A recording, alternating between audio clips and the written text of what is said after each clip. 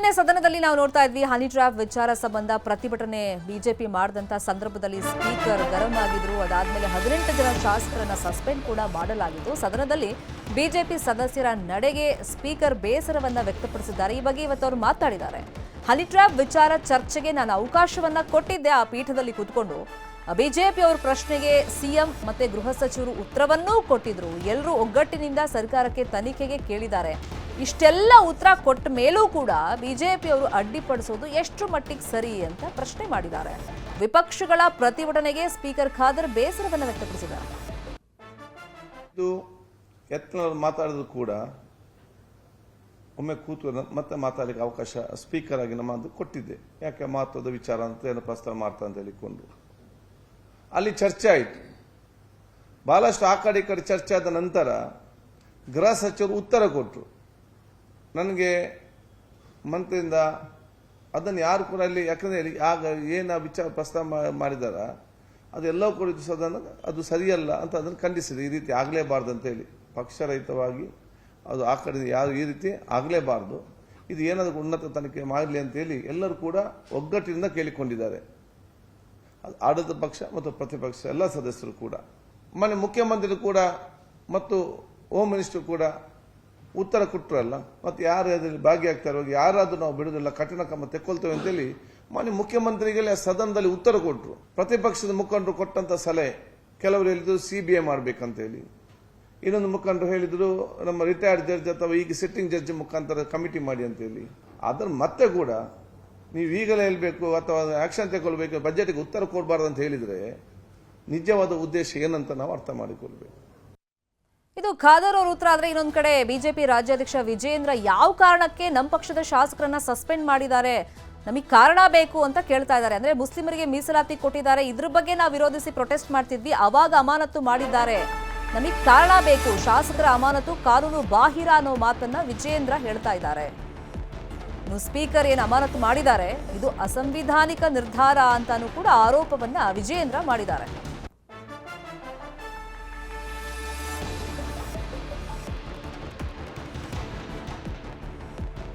ಒಂದ್ ಕಡೆ ಸ್ಪೀಕರ್ ಹೇಳ್ತಾ ಇದ್ರು ಹನಿ ಟ್ರ್ಯಾಪ್ ವಿಷಯವಾಗಿ ಚರ್ಚೆಗೆ ಅವಕಾಶ ಕೊಟ್ಟಿದ್ವಿ, ಸಿಎಂ ಉತ್ತರ ಕೊಟ್ಟಿದ್ರು, ಗೃಹ ಸಚಿವರು ಉತ್ತರ ಕೊಟ್ಟಿದ್ರು, ಆದ್ರೂ ಇವರು ಈ ರೀತಿ ನಡ್ಕೊಂಡಿದ್ದಕ್ಕೆ ಸಸ್ಪೆಂಡ್ ಮಾಡಿದೆ ಅಂತ ಹೇಳ್ತಾ ಇದ್ದಾರೆ. ಇನ್ನೊಂದ್ ಕಡೆ ಬಿಜೆಪಿಯವರು ಅದರಲ್ಲೂ ವಿಜಯೇಂದ್ರ ಕೇಳ್ತಾ ಇದ್ದಾರೆ ಯಾವ ಕಾರಣಕ್ಕೋಸ್ಕರ ಇವರು ಅಮಾನತು ಮಾಡಿದ್ದಾರೆ, ನಾವು ಮುಸ್ಲಿಮರಿಗೆ ಮೀಸಲಾತಿ ವಿಷಯವಾಗಿ ಪ್ರತಿಭಟನೆ ಮಾಡ್ತಾ ಇದ್ದಾಗ ಇವರು ಅಮಾನತು ಮಾಡಿರೋದು ಯಾವ ಕಾರಣ ಅನ್ನೋದು ನಮಗೆ ಬೇಕು ಅಂತ ಕೇಳ್ತಿದ್ದಾರೆ. ವಿಜಯೇಂದ್ರ ಹಾಗಾದ್ರೆ ಏನ್ ಹೇಳಿದ್ರು ಈ ಬಗ್ಗೆ ನೋಡೋಣ.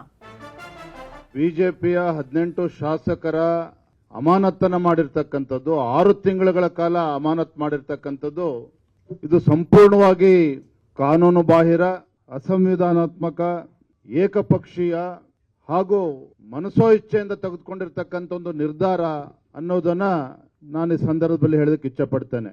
ದುರಂತ ಅಂತ ಹೇಳಿದ್ರೆ ಯಾವ ಕಾರಣಕ್ಕೋಸ್ಕರ ಸ್ಪೀಕರ್ ಅವರು ನಮ್ಮ 18 ಶಾಸಕರನ್ನ ಅಮಾನತು ಮಾಡುವ ನಿರ್ಧಾರವನ್ನು ಘೋಷಣೆ ಮಾಡಿದ್ರು, ಯಾವ ಕಾರಣಕ್ಕೆ ಅಂತ ಹೇಳಿದ್ರೆ ಏನು ಮಾನ್ಯ ಮುಖ್ಯಮಂತ್ರಿಗಳು, ಹಣಕಾಸಿನ ಸಚಿವರು ಮತ್ತು ಕಾಂಗ್ರೆಸ್ ಸರ್ಕಾರ ಈ ರಾಜ್ಯದಲ್ಲಿರ್ತಕ್ಕಂಥ ಮುಸಲ್ಮಾನರಿಗೆ ಸರ್ಕಾರಿ ಕಾಮಗಾರಿಗಳಲ್ಲಿ 4% ರಿಸರ್ವೇಶನ್ ಅನ್ನು ನೀಡ್ತೇವೆ ಎನ್ನುವ ನಿರ್ಧಾರವನ್ನು ಕೈಗೊಂಡಿದ್ದಾರೆ. ಮತ್ತು ಬಜೆಟ್ನಲ್ಲೂ ಕೂಡ ಅನೇಕ ಅಲ್ಪಸಂಖ್ಯಾತರ ಓಲೈಕೆ ಮಾಡ್ತಕ್ಕಂಥ, ಹಿಂದೂಗಳಿಗೆ ಅಪಮಾನ ಮಾಡ್ತಕ್ಕಂಥ ನಿರ್ಣಯಗಳನ್ನು ರಾಜ್ಯ ಸರ್ಕಾರ ಏನು ಬಜೆಟ್ನಲ್ಲಿ ಘೋಷಣೆ ಮಾಡಿದ್ದಾರೆ. ಇನ್ನು ಹನಿ ಟ್ರ್ಯಾಪ್ ಬಗ್ಗೆ ಖಚಿತ ಮಾಹಿತಿ ಜೊತೆಯಲ್ಲಿ ಮೊದಲಿಗೆ ಸುದ್ದಿಯನ್ನ ಬಿತ್ತರಿಸಿದ್ದೆ ನಿಮ್ಮ ನ್ಯೂಸ್ 18 ಕನ್ನಡ. ಸುದ್ದಿ ಬ್ರೇಕ್ ಆದ್ಮೇಲೆ ಸಾಕಷ್ಟು ಸಂಚಲನ ಉಂಟಾಯಿತು. ಸದನದಲ್ಲೂ ಈ ಬಗ್ಗೆ ಚರ್ಚೆಗಳು ನಡೆದವು. ಹನಿ ಟ್ರ್ಯಾಪ್ ವಿಷಯವಾಗಿ ಮೊದಲು ನ್ಯೂಸ್ 18 ಸುದ್ದಿಯನ್ನ ಬಿತ್ತರಿಸ್ತಾ ಇದ್ದಂತೆ ರಾಜ್ಯದ ಜನ ಕೂಡ ಕುತೂಹಲದಿಂದ ಇದನ್ನ ನೋಡಿದ್ದಾರೆ. ಈ ಬಗ್ಗೆ ಚರ್ಚೆಯನ್ನ ಮಾಡಿದ್ದಾರೆ. ರಾಜಕೀಯಕ್ಕೆ ಬೇಸತ್ತು ಹೋಗಿದ್ದಾರೆ ಜನ. ಹಾಗಾದ್ರೆ ಹನಿ ಟ್ರ್ಯಾಪ್ ಬಗ್ಗೆ ನಮ್ಮ ಜನ ಏನೇನ್ ಹೇಳಿದ್ದಾರೆ? ನ್ಯೂಸ್ 18 ಜೊತೆ ಮಾತನಾಡಿದ್ದಾರೆ ಹನಿ ಟ್ರ್ಯಾಪ್ ವಿಷಯವಾಗಿ, ರಾಜಕಾರಣದ ವಿಷಯವಾಗಿ ಜನ, ಯಾವ್ಯಾವ ಭಾಗದ ಜನ ಏನೇನು ಹೇಳಿದ್ದಾರೆ ನೋಡೋಣ. ಉದ್ದೇಶಪೂರ್ವಕವಾಗಿ ಈ ಥರ ಹನಿ ಟ್ರ್ಯಾಪ್ಗಳನ್ನು ಸೃಷ್ಟಿ ಮಾಡ್ತಾ ಇರ್ತಕ್ಕಂಥ ಒಂದು ದೊಡ್ಡ ದಂಧೆನೇ ಮಾಡ್ಕೊಂಡು ಬ್ಲ್ಯಾಕ್ ಮೇಲ್ ಮಾಡ್ತಕ್ಕಂಥದ್ದು. ಕೆಲವರು ಹಣ ಮಾಡಲಿಕ್ಕೋಸ್ಕರವಾಗಿ ಹನಿ ಟ್ರ್ಯಾಪನ್ನು ಬಳಸ್ತಾರೆ, ಕೆಲವರು ತಮ್ಮ ಅಧಿಕಾರದ ಕುರ್ಚಿಯನ್ನು ಬಲವಾಗಿ ಉಳಿಸ್ಕೊಳ್ಳಿಕ್ಕೋಸ್ಕರವಾಗಿ ಈ ಥರ ಹನಿ ಟ್ರ್ಯಾಪ್ ತಂತ್ರವನ್ನು ಮಾಡ್ತಾ ಇದ್ದಾರೆ. ಹಾಗಾಗಿ ನಿಜವಾಗ್ಲೂ ಕರ್ನಾಟಕ ರಾಜ್ಯದ ಸರ್ಕಾರಗಳಿಗಾಗಲಿ ಅಥವಾ ಕರ್ನಾಟಕ ರಾಜ್ಯದ ಘನತೆಯನ್ನು ಉಳಿಸ್ಬೇಕು ಅಂತಂದರೆ ಜನಪರವಾದಂಥ ವಿಚಾರಗಳನ್ನು ಚರ್ಚೆ ಮಾಡಬೇಕು. ಆ ರೀತಿ ಇತ್ತು ಅಂತಂದರೆ ಅವರು ಸಂಬಂಧಪಟ್ಟಂಥ ಪೊಲೀಸ್ ಇಲಾಖೆಗೆ ದೂರನ್ನು ಕೊಡೋದ್ರ ಮುಖಾಂತರವಾಗಿ ಅವರು ಅಲ್ಲಿ ಆ ಸಮಸ್ಯೆನ ಬಗೆಹರಿಸ್ಕೊಳ್ಳಿಕ್ಕೆ ಅವಕಾಶ ಇದೆ. ತುಂಬ ವಿಷಾದನೀಯ ಇದು. ಇವತ್ತು ಶಾಸಕರುಗಳೇ ಆಗಲಿ ಮಂತ್ರಿಗಳೇ ಆಗಲಿ ಇವ್ರದ್ದು ರೀಡ್ರಾಪ್ ಮಾಡೋದು, ಇವ್ರನ್ನ ಕಳಿಸಿರೋದು ಯಾತಕ್ಕೆ ಮತ ಕೊಟ್ಟು ಕಳಿಸಿರೋದು ಯಾತಕ್ಕೆ? ನಾವು ಈ ರಾಜ್ಯದ ಜನತೆಗೆ ಬಗ್ಗೆ ಹೋರಾಟ ಕೊಡಲಿ, ಜನತೆಗಳಿಗೆ ಒಳ್ಳೇದು ಮಾಡಲಿ, ಈ ರಾಜ್ಯದ ಸುಭಿಕ್ಷವಾಗಿಡಲಿ ಅಂತ ನಾವು ಕಳಿಸಿದ್ದೇವೆ ಹೊರತು ಇವ್ರ ರೀಡ್ರಾಪ್ ಮಾಡ್ಕೊಂಡು ಮಂತೊಂದು ಮಾಡ್ಕೊಂಡು ಅಧಿಕಾರದ ಆಸೆ ಹಂಚ್ಕೊಂಡು ನನಗೆ ಉಪಮುಖ್ಯಮಂತ್ರಿ ಬೇಕು, ನನಗೆ DCM ಬೇಕು, ಈ ಅಧಿಕಾರದ ದಾಹ ಜಾಸ್ತಿ ಆಗಿದೆ ಸರ್ಕಾರದಲ್ಲಿ. ಅಭಿವೃದ್ಧಿ ಮಾಡೋಕ್ಕಾಗೋದಿಲ್ಲ, ಅಭಿವೃದ್ಧಿ ಮಾಡೋಕ್ಕೆ ದುಡ್ಡೇ ಇಲ್ವಲ್ಲ ನಿಮ್ಮ ಹತ್ರ. ಅದಕ್ಕೆ ಈ ಆಟ ಆಡೋದು ನಿಂತಿರೋದು ಇವರು. ಅಭಿವೃದ್ಧಿ ಮಾಡೋಕ್ಕೆ ದುಡ್ಡಲ್ಲಿದೆ ಸ್ವಾಮಿ.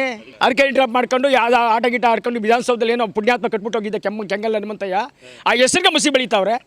ಆಗ ಒಂದು ಕೆಲಸ ಮಾಡಲಿ ಸ್ವಾಮಿ, ಆ ವಿಧಾನಸೌಧವನ್ನು ಮಾರ್ಬಿಡ್ಲಿ ಇವರು. ಇದು ಶುರುವಾಗಿ ಸುಮಾರು ಒಂದು 4-5 ವರ್ಷ ಆಗಿದೆ. ರಮೇಶ್ ಜಾರಕಿಹೊಳಿಯಿಂದ ಹಿಡಿದು ಪ್ರಜ್ವಲ್ ರೇವಣ್ಣಂದ ಆಯಿತು, ಈಗ 48 ಜನ ಅಂತ ಏನು ಹೇಳ್ತಾರೆ. ನಾವು ಯಾರನ್ನ ಆರ್ಸ್ ಕಳಿಸಿದ್ದೀವಿ ಶಾಸನ ಸಭೆಗೆ? ನಾವೆಲ್ಲ ಏನು ಮತದಾರರು ಏನಿದ್ದೀವಿ ಇವತ್ತು ಕರ್ನಾಟಕದ ಮತದಾರರಿಗೆ ಎಲ್ಲರೂ ಮಾನ ಮರ್ಯಾದೆ ಕಳೆದಾಗ್ಬಿಟ್ಟಿದ್ರು. ಇವ್ರಿಗೆ ಏನು ಯೋಗ್ಯರು ಹೋಗ್ಬಾರ್ದು ಶಾಸನ ಸಭೆಗೆ. ಇವರೆಲ್ಲ ಇಷ್ಟಾನುಸಾರ ಮಾಡಿಕೊಂಡು ಇವನ ಮೇಲೆ ಅವನ ಮೇಲೆ ಇವನು. ಅವ್ನು ರಾಜಣ್ಣ ಕೂಡ ಹೇಳ್ತಾನೆ, ನಾನೇನು ಹರಿಶ್ಚಂದ್ರ ಅಲ್ಲ, ನಾನೇನು ಶ್ರೀರಾಮಚಂದ್ರ ಅಲ್ಲ ಅಂತ ಹೇಳ್ತಾನೆ. ಅಂದರೆ ಅವನು ಒಪ್ಕೊಂಡಂಗಾಯ್ತು ಹನಿ ಟ್ರ್ಯಾಪ್ ಮಾಡಿದ್ವಿ ಅಂತ. ಹಾಗಾಗಿ ಪ್ರತಿಯೊಬ್ಬರು ಅಲ್ಲಿರ್ತಕ್ಕಂಥ 50% ಮೇಲ್ಗಡೆ ಎಲ್ಲರೂ ಕೂಡ ಈ ಜಾಟಿ ಇರ್ತಕ್ಕಂಥವ್ರು. ಆಡಳಿತ ಪಕ್ಷದ ಒಬ್ಬ ಜವಾಬ್ದಾರಿ ಸಚಿವರ ಮತ್ತು ಅವರ ಮಗನ ಮೇಲೆ ಹನಿ ಟ್ರ್ಯಾಪ್ ಆಗಿದೆ ಅನ್ನೋದನ್ನು ಅವರೇ ಸದನದಲ್ಲಿ ಬಹಿರಂಗಪಡಿಸಿದ್ದಾರೆ. ಅದನ್ನು ತನಿಖೆ ಆಗಬೇಕು, ಒಂದು ಸ್ವತಂತ್ರ ಸಂಸ್ಥೆ, ಒಂದು ನಿವೃತ್ತ ನ್ಯಾಯಮೂರ್ತಿಗಳನ್ನ ನೇಮಕ ಮಾಡಿ ಈ ಸಂಸ್ಥೆಯಲ್ಲಿ ತನಿಖೆ ಮಾಡಬೇಕು ಅಂತಂತೇನು ಹೇಳಿದಾರಲ್ಲ, ಅದನ್ನು ನಾವು ಕೂಡ ಒತ್ತಾಯ ಮಾಡ್ತಾ ಇದ್ದೇವೆ. ಇದು ನಾವು ಯಾವ ನಾಗರಿಕ ಸಮಾಜದಲ್ಲಿದ್ದೀವಿ ಗೊತ್ತಿಲ್ಲ. ನಮ್ಮ ಕರ್ನಾಟಕ ಈ ಹನಿ ಟ್ರ್ಯಾಪ್ ಮಾಡೋದು, ಈ ಥರದ ಅಧಿಕಾರ ಹಿಡಿಯಲಿಕ್ಕೋಸ್ಕರ ಸ್ವಪಕ್ಷದವ್ರನ್ನೇ ವಿರೋಧ ಪಕ್ಷದವ್ರನ್ನೆಲ್ಲನೂ ಹಿಮ್ಮೆಟ್ಟಿಸ್ಲಿಕ್ಕೋಸ್ಕರ ಮಾಡ್ತಾ ಇರುವಂಥ ರಾಜಕಾರಣ ಇದೆಲ್ಲ ನೀತಿಗೆಟ್ಟ ರಾಜಕಾರಣ ಇದು. ಈ ಹನಿ ಟ್ರ್ಯಾಪ್ಗೆ ಒಳಗಾಗತಕ್ಕಂಥವ್ರು ಸಜ್ಜನ ರಾಜಕಾರಣಿಗಳಿರ್ಬೋದು, ದೊಡ್ಡ ಹಿರಿಯ ರಾಜಕಾರಣಿಗಳಿದ್ದಾರೆ. ಈ ರಾಜಕಾರಣಿಗಳು ಕೂಡ ಈ ಒಂದು ಹೊಲಸು ಹನಿ ಟ್ರ್ಯಾಪ್ ಬಗ್ಗೆ ಎಚ್ಚರ ವಹಿಸಬೇಕು. ಯಾಕಂದರೆ ಒಂದು ಸಮಾಜದ ಉನ್ನತ ಸ್ಥಾನದಲ್ಲಿರ್ತೀರಿ, ಒಬ್ಬ ಜನಪ್ರತಿನಿಧಿಗಳ ಆಯ್ಕೆ ಆಗಿರ್ತೀರಿ, ಮುಂದಿನ ಯುವ ಪೀಳಿಗೆ ನೀವೇನು ಉತ್ತರ ಕೊಡ್ತೀರಿ? ಕೂಡಲೇ ಇಂಥ ಹನಿ ಟ್ರ್ಯಾಪ್ಗಳ ಬಗ್ಗೆ ಸರ್ಕಾರ ಕೂಡಲೇ ಇಂಥ ಹನಿ ಟ್ರ್ಯಾಪ್ಗಳನ್ನು ನಿಲ್ಲಿಸಿ ಈ ದಂಧೆಗೆ ದೊಡ್ಡ ಉದ್ಯಮಗಳು ಹೆಣ್ಮಕ್ಳನ್ನು ಮುಂದಿಟ್ಟು ಈ ಒಂದು ಹೊಲಸು ದಂಧೆಯನ್ನು ನಡೆಸ್ತಾ ಇದ್ದಾರೆ. ಯಾರು ನಡೆಸ್ತಾ ಇದ್ದಾರೆ, ಯಾಕೆ ನಡೆಸ್ತಾ ಇದ್ದಾರೆ, ಇಂಥವನ್ನೆಲ್ಲ ತಡೆಗಟ್ಟಬೇಕು. ಯಾಕಂದರೆ ಮುಂದಿನ ಯುವ ಪೀಳಿಗೆಗಳಿಗೆ ಏನು